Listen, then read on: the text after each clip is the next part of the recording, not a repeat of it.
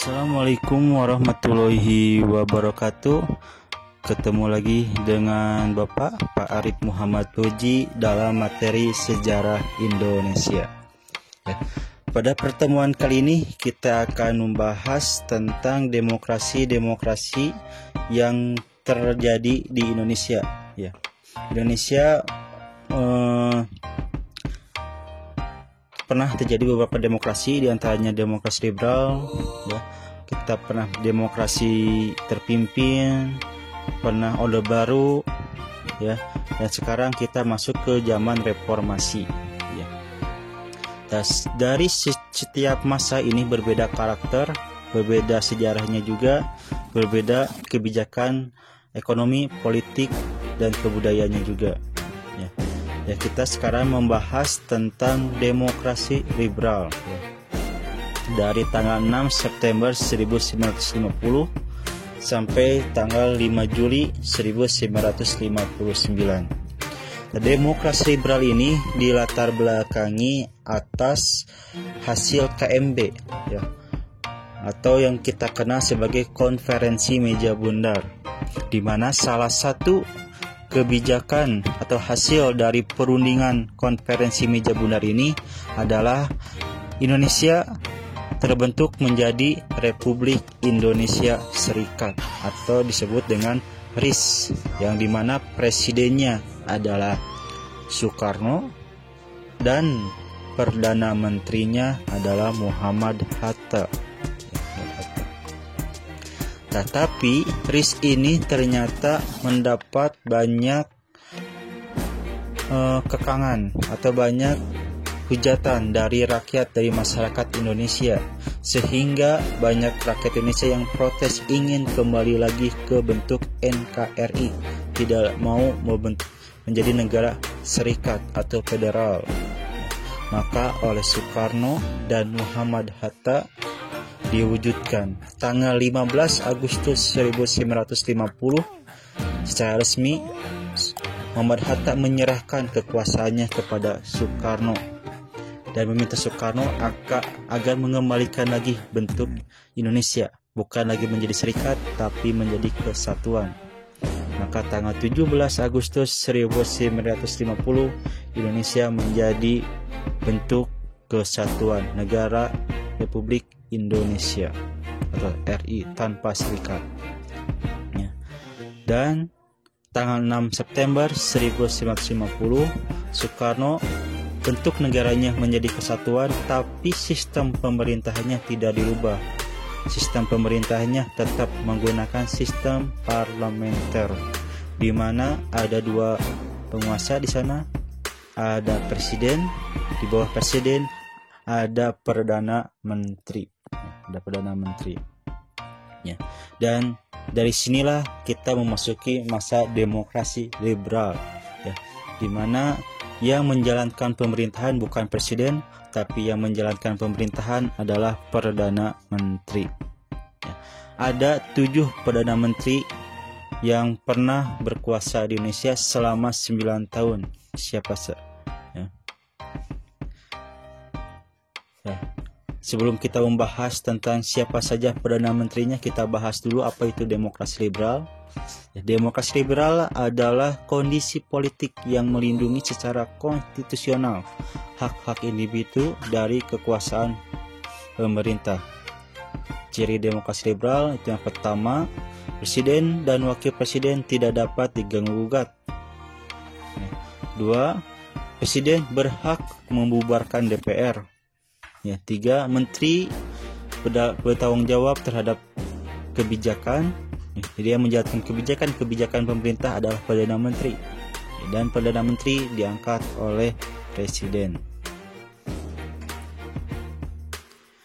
Perdana Menteri di Indonesia pada masa demokrasi liberal itu ada 7.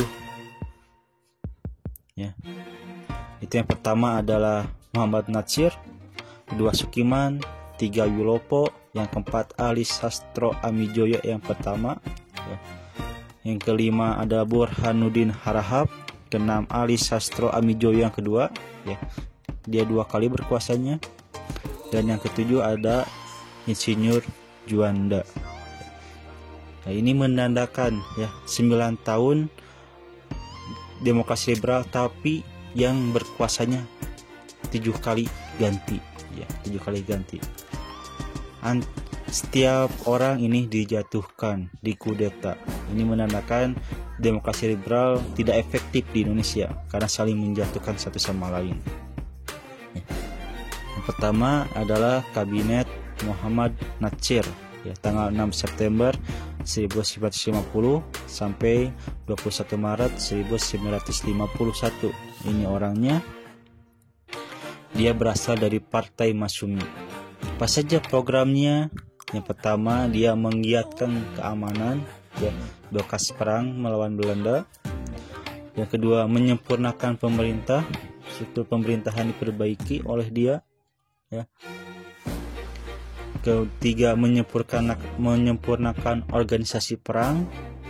Keempat, memperkuat ekonomi rakyat. Kelima, mengembalikan Irian Barat ke Indonesia. Ya karena dia waktunya hanya sebentar, sehingga dia tidak berhasil menjalankan 5 program ini, sehingga ada mosi tidak percaya karena kegagalan perundingan masalah Irian Jaya ini ya. Ketika dia menjalankan misi yang kelima ini ternyata gagal, Irian Jaya atau Papua tidak bisa dikembalikan oleh Kabinet Natsir, maka partai oposisi PNI dan PKI menghujat Kabinet Natsir agar turun dari jabatannya sebagai Perdana Menteri, dan ternyata di ACC dan dia jatuh dan digantikan oleh Kabinet Sukiman. Kabinet Sukiman dia berkuasa tanggal 27 April 1951 sampai 3 April 1952. Hanya 1 tahun saja ini juga ya. Dia dari Partai PNI dan juga Partai Masyumi ya. Programnya hampir sama dengan Kabinet Natsir, yaitu pertama meningkatkan keamanan, kedua mengusahakan kemakmuran secepatnya, dan yang ketiga ini menurut Sukiman yang paling penting adalah mempercepat persiapan pemilu, karena Indonesia belum pernah melaksanakan pemilu ya. Presiden ditunjuk secara langsung, tidak oleh rakyat. Perdana Menteri pun sama, DPR pun sama, sehingga perlu secepatnya untuk mengadakan pemilu menurut Sukiman agar rakyat percaya terhadap pemerintah. Keempat, menjalankan politik luar negeri yang bebas aktif dan memasukkan Irian Jaya secepatnya. Tetapi ini juga mengalami kemunduran. Nah, akibat kenapa bisa mengalami kemunduran? Karena Sukiman condong ke arah barat dengan menerima bantuan Amerika Serikat berupa Mutual Security Acts atau MSI. Ini dilatar belakangi karena ketika perang dingin, di mana ada 2 blok antara blok Amerika dengan blok Rusia yang sedang perang dingin, dan Indonesia itu harus bebas aktif ya. Ini pesan dari Soekarno, tidak memihak ke salah satu negara, tapi ternyata Sukiman malah memihak kepada Amerika Serikat, sehingga oleh presiden dan oleh partai-partai lain tidak didukung ya, sehingga Kabinet Sukiman jatuh dan digantikan oleh Kabinet Wilopo ya, dari Partai PNI ya, dan yang oposisinya adalah PKI dan Masyumi ya. Programnya adalah hampir sama tadi, mempersiapkan pemilu, meningkatkan kemakmuran, pendidikan dan keamanan, dan menyelesaikan masalah Irian Barat. Tapi ini juga mengalami kemunduran karena pada masa Wilopo terjadi krisis ekonomi dan peristiwa 17 Oktober 1952 yang mengakibatkan dia jatuh dari kabinet tanggal 3 Juni 1953. Dia gagal dan digantikan oleh Kabinet Ali Sastro Amijoyo di tanggal 31 Juli 1953 sampai 12 Agustus 1955. Ini hampir 2 tahun dia berkuasa ya. Dia dari Partai PNI dan juga Partai NU, yang oposisinya adalah Masyumi dan juga PKI.